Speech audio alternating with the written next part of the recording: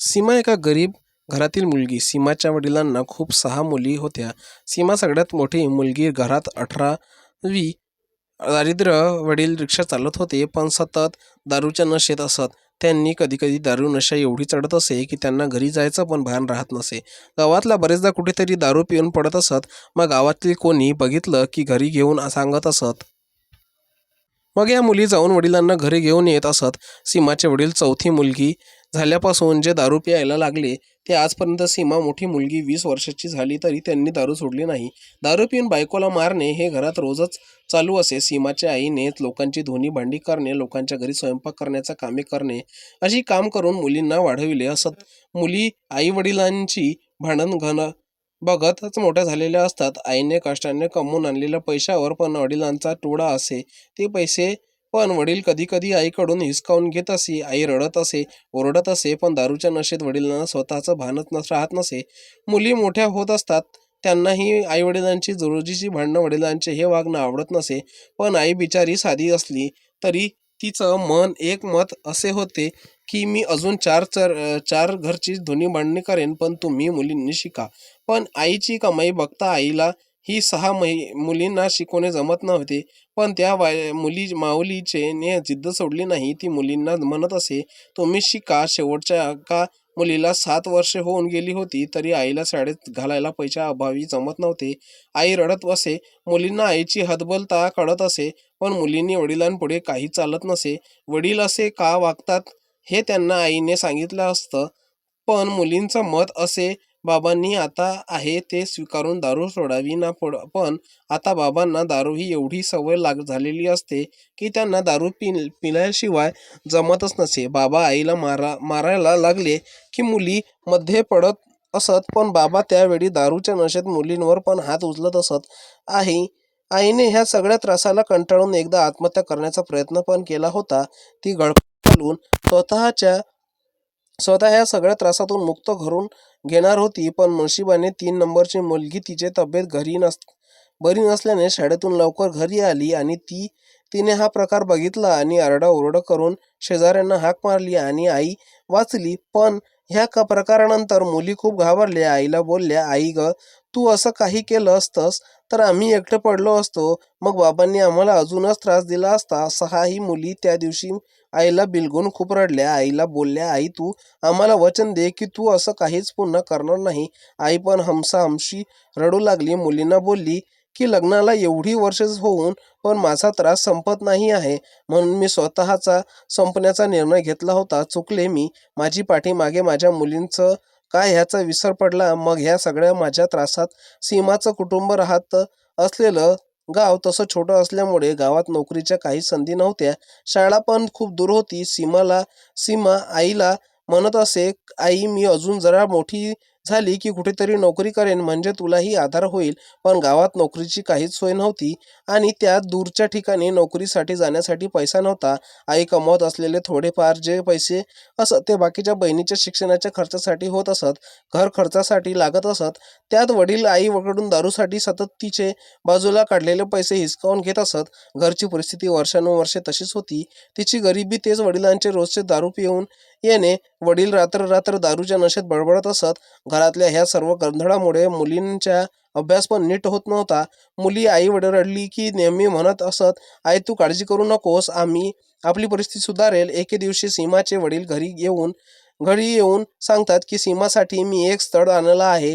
मुलगा वकील आहे, त्याचं घर पण स्वतःचं आहे, घरची परिस्थिती पण चांगली आहे, मुलगा श्रीमंत आहे. सीमा रडू लागते आणि बोलते, बाबा मला एवढ्यात लग्न करायचं नाही, मला अजून शिकायचं आहे, मला डॉक्टर व्हायचं आहे, माझी स्वप्न पूर्ण करायची आहे. सीमाचे वडील सीमाला ओरडतात आणि बोलतात, मी सांगतोय ना सर्व चांगलं आहे. सीमाची आई पण बोलते, कोणी सांगितलं तुम्हाला हे स्थळ? तुमच्या कुठल्या दारुड्या मित्राने तर नाही ना सांगितलं?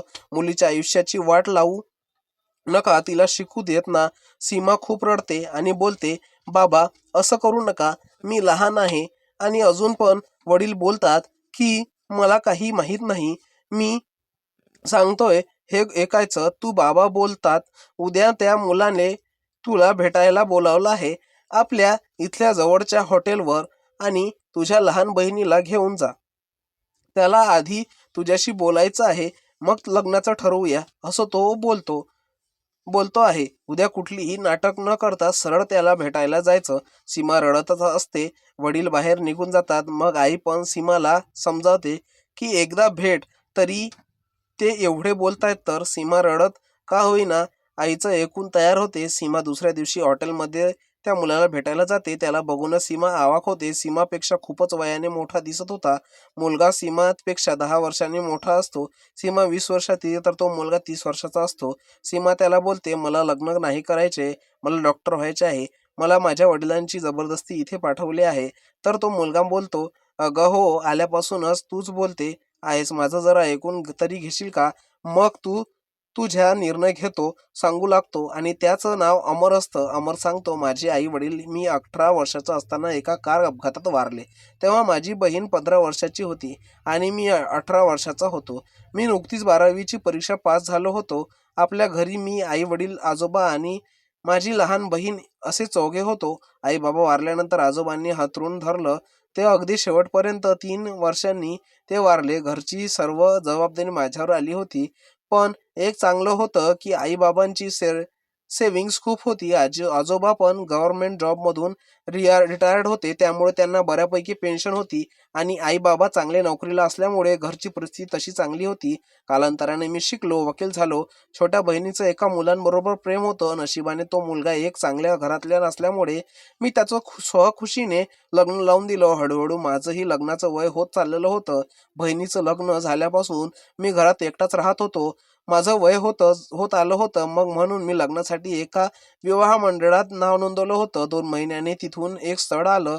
मी मुलीला फोटो बघितला. मला ही मुलगी आवडली आणि मी तिच्या घरच्या नंबरवर फोन केला आणि म्हणालो की विवाह मंडळाच्या द्वारे मला हा नंबर मिळाला आहे आणि मला फोटो बघून तुमची मुलगी आवडली आहे. मुलीचे वडील फोनवर बोलत होते. ते बोलले, चालेल, आपण 4 दिवसांनी रविवारी बघण्याचा प्रोग्राम ठेवू. ते मी हो म्हटलं आणि फोन ठेवला. मी मनातून खूप खुश होतो.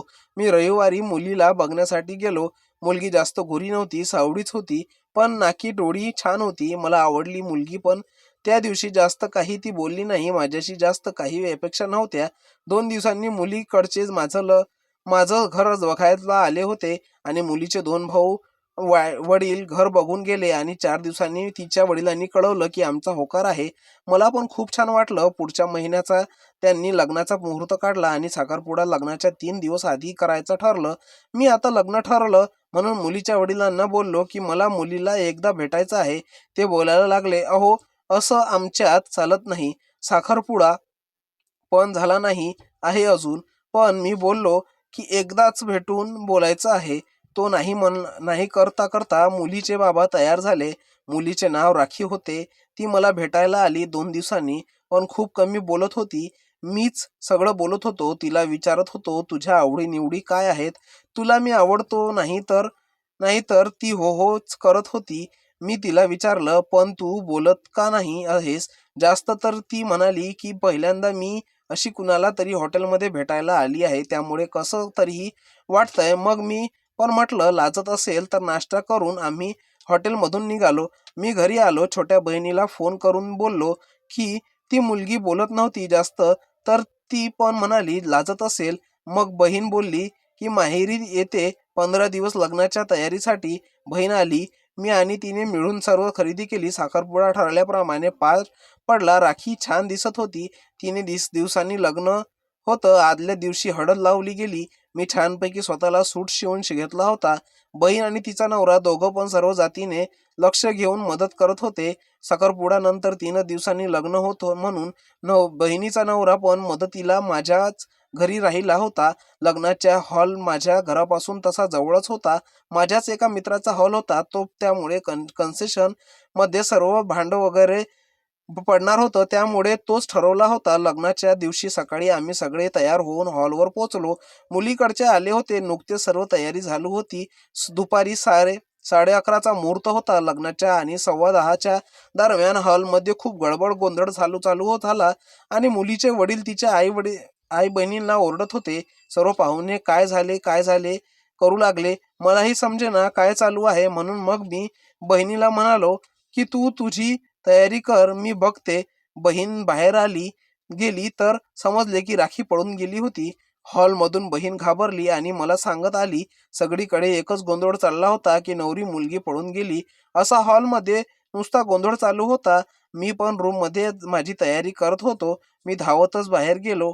राखी मेकअप करायला पार्लरवाल्या मुलीबरोबर रूममध्ये गेली होती आणि त्या रूमच्या पाठच्या दरवाजाने पडून गेली होती. त्यात पार्लरवाली पण तिची मैत्रीणच होती. तिनेही सगळ्या प्रकारात राखीची साथ दिली होती. खूप गोंधळ झाला. मी राखीच्या आईबाबांना ओरडून बोललो, मला सांगायचं ना आधीच तुमच्या मुलीचं असं काहीतरी बाहेर लफडं होतं ते. तर ते बिचारे रडून बोलू लागले, आम्हाला ह्यातलं काहीच माहीत नव्हतं. त्यांना सुद्धा ह्या राखीच्या प्रेम प्रकरणाची काहीच माहिती नव्हती. तिचे बाबा तर बिचारे माझे पाय धरून रडू लागले, आम्हाला माफ करा बोलू लागले. तिची आई पण रडत होती. खूप भाऊ पण बिचारे खजील झाले होते. मी अक्षरशः रडकुंडीला आलो होतो. भरलेला हॉल हळूहळू 1 तासात खाली झाला. माझी बहीण पण रडत होती. भाऊजी मला समजावत होते की आता काय करायचं. ती गेली ऐनवेळी दगा देऊन. तो सजलेला हाल, ती लग्नाची उत्सुकता सर्वच एका क्षणात संपली होती. हताश होऊन आम्ही सगळेच घरी निघालो. मी फेमस वकील असल्यामुळे खूप मोठी मोठी मंडळी लग्नाला आली होती आणि त्या सर्वांसमोर राखीने मला मान खाली घालवायला लावली होती. सर्वच मला समजावत होते, झाले ते झाले, तुमची काही दोष नाही असं बोलत होते. बहीण त्या दिवसानंतर अजून 2 दिवस राहून पुन्हा सासरी गेली. पुन्हा मी एकटा उरलो घरात. पण मी त्या सगळ्या प्रकारानंतर स्वतःला कोंडून घेतले. वाईट वाटत होतं की घरातून बाहेर पडायला पण नको वाटत होतं. कोणीतरी बाहेर गेल्यावर बिल्डिंग मधलं विचार, लग्नाबद्दल कोणीतरी काहीतरी बोलेल असंच सारखं वाटत होतं. मी 8 दिवस बाहेरच गेलो नाही. दूध सुद्धा आणायला गेलो नाही. बाहेर घरात असून विचारच करत असायचो की आई वडील देवाने लवकर हिरावून नेले, आता कुठे जरा सुख येईल असं वाटत असताना मी झाल्या प्रकरणाचा खेचलो होतो. पण मग मी लग्न कधीच न करण्याचा निर्णय घेतला. मनात सारखं वाटू लागलं की माझंच नशीब खराब आहे. 2-3 महिने गेले ह्या सगळ्यातून बाहेर यायला. मग मी ठरवलं, आपण आपल्या कामावर लक्ष केंद्रित करूयात, म्हणजे या सगळ्यांचा विसर पडेल. आणि त्यामुळे स्वतःला कामात एवढं झोकून दिलं की आजला मी माझ्या प्रदेशातील सर्वात मोठा वकील आहे. मी केसेस घेत गेलो, जिंकत गेलो. खूप प्रसिद्धी मिळत गेली. बरेचदा क्लायंट विचारायचे, सर तुमचे लग्न नाही का झाले. मी नाही अजून असं बोलून विषय संपवायचो. पण कोर्टात जोडप्यांच्या केसेस बघून नेहमीच वाटायचं की एकटाच आहे. कालांतराने मलाही वाटू लागलं, किती दिवस अजून एकट्याने जेवण करून स्वतःच खाणार. रोज तेच तेच कंटाळवाणी रुटीन. घरी आल्यावर जेवण करणे, टीव्ही बघणे, वाटलं तर जेवण करणे, नाही तर एकटाच बाहेर जाऊन हॉटेलमध्ये जेवण करून घ्यायचे. एकट्याने हा गाळा ओढण्याचा आता कंटाळा येऊ लागला. मग वाटू लागलं की आता आपल्याला साथीची गरज वाटत आहे.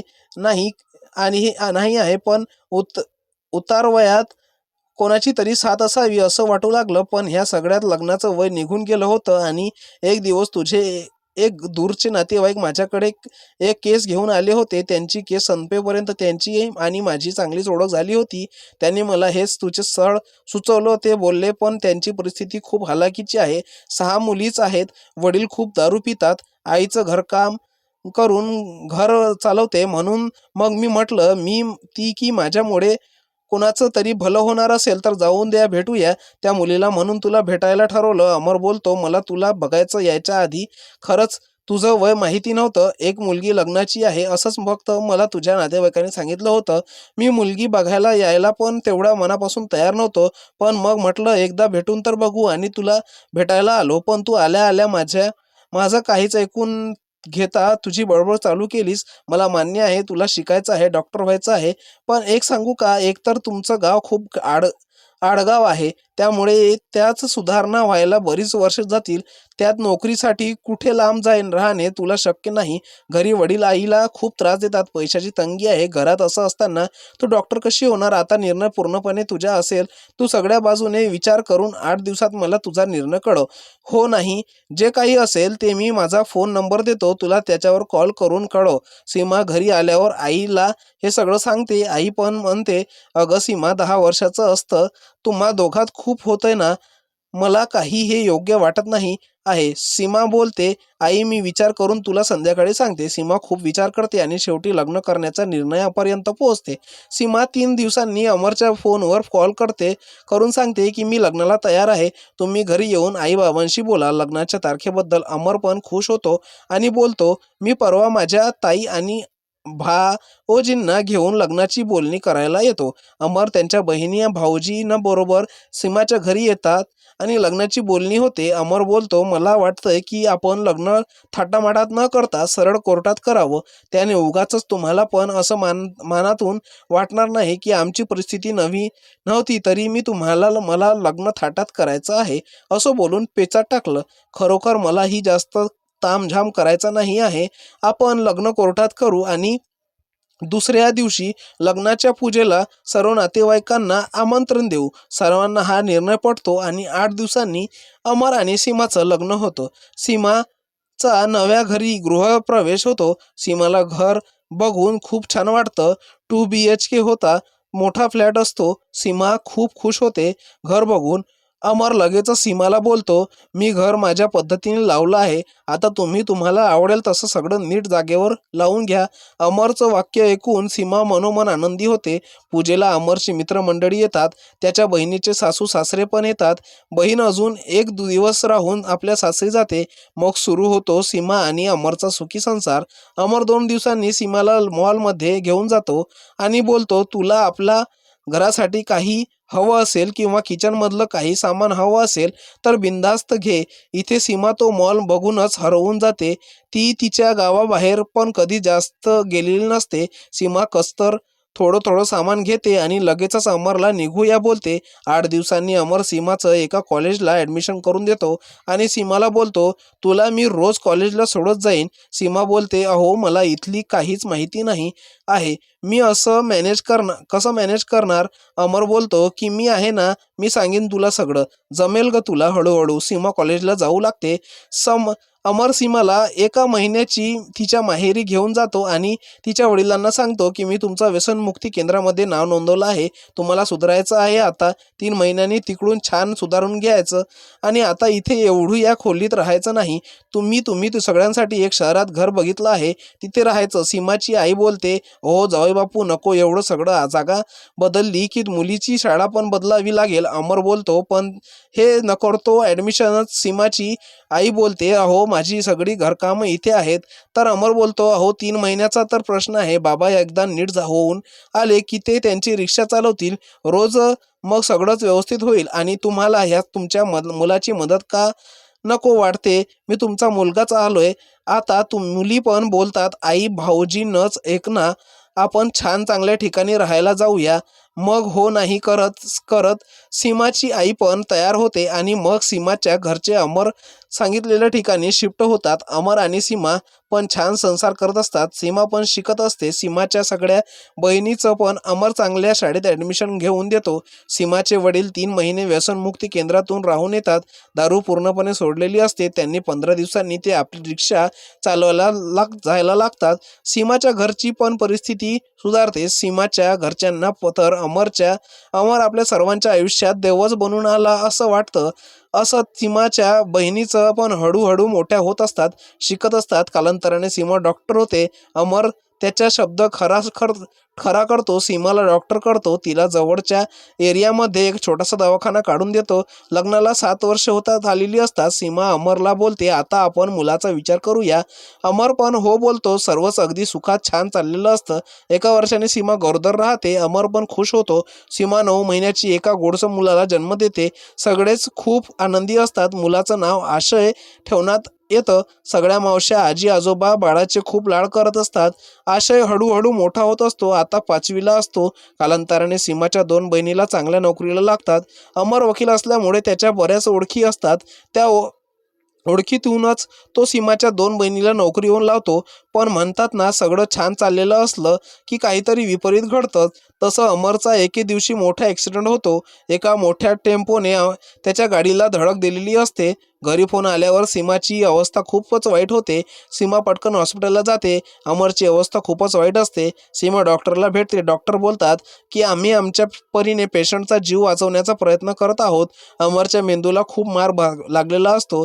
अमर सिरियस असतो. सीमा डॉक्टर असल्यामुळे ती मोठ्या डॉक्टरांना पण बोलवून ट्रीटमेंट देते. पण ऑपरेशन चालू असताना अमर कोमात जातो आणि कंडिशन अजूनही क्रिटिकल होते. डॉक्टर शर्थीने प्रयत्न करतात पण काहीच उपयोग होत नाही आणि दुसऱ्या दिवशी सकाळी अमरची प्राणज्योत मालवते आणि सीमाच्या घरचे सीमा सगळेच खूप शॉकमध्ये जातात. सीमाच्या बहिणी आई वडील तर रडून रडून डॉक्टरला बोलत असतात की आमच्या देवाला वाचवा, आमच्या सगळ्यांचा देव आहे तो. सीमासारखी बेशुद्ध होत असते. घरी प्रेत आणण्यात येत आशय पण खूप रडत असते. बाबा उठा ना असं सारखं अमरला बलगून रडत असतो. अमरचा आशयवर खूप जीव असतो. तो सीमाला म्हणत असे आपण आशयला पण तुझ्यासारखं डॉक्टरच करूयात. असं हळूहळू दिवस जात असतात. सीमाने तिला दवाखाना बंदच ठेवला असतो. एवढे दिवस तिला अमर बरोबर घालवले दिवस आठवत असतात. घरात तिला सारखं तो आहेच इथे असं जाणवत असे. त्याचं कपाट त्याचे कपडे बघून तिला सारखं रडायला येत असे. एक बहीण सोबत म्हणून 12 दिवस राहायला आली होती पण तिची पण नोकरी सीमाच्या इथून लांब पडत असल्यामुळे ती पण गेली. आता सीमाला घर खायला उठत होतं पण आशयकडे बघून ती तिचा सारखा येणारा हुदका आवडत असे. सीमा सारखी मनातल्या मनात बोलत असे की मी स्वप्नात पण घरच्या घरी परिस्थितीमुळे स्वप्न पूर्ण करू शकत नव्हती.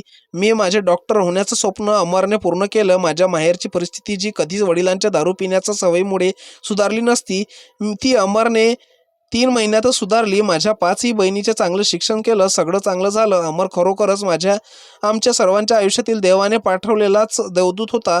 आमच्यासाठी 1 महिन्याने सीमा दवाखान्यामध्ये जायला पुन्हा सुरुवात करते आणि हळूहळू या दुःखातून बाहेर पडण्याचा प्रयत्न करते. कालांतराने सीमा आपल्या एका बहिणीचे लग्न करून देते. एकच 3 नंबरची बहीण लव्ह मॅरेज करते पण तिने तर सांगितल्यावरच त्या मुलाची घरची परिस्थिती चांगलीच होती म्हणून सीमा त्याच लग्न करून देते. बहिणीचं लग्न होताच मग आई वडील एकटेच घरी उरतात म्हणून मग सीमा त्यांना उतरवयात आपला आधार होईल म्हणून मग कायमची आपल्याच घरी राहायला घेऊन येते. तर मित्रांनो कशी वाटली तुम्हाला ही स्टोरी? जर आवडली असेल तर चॅनलला लाईक आणि सबस्क्राईब जरूर करून घ्या.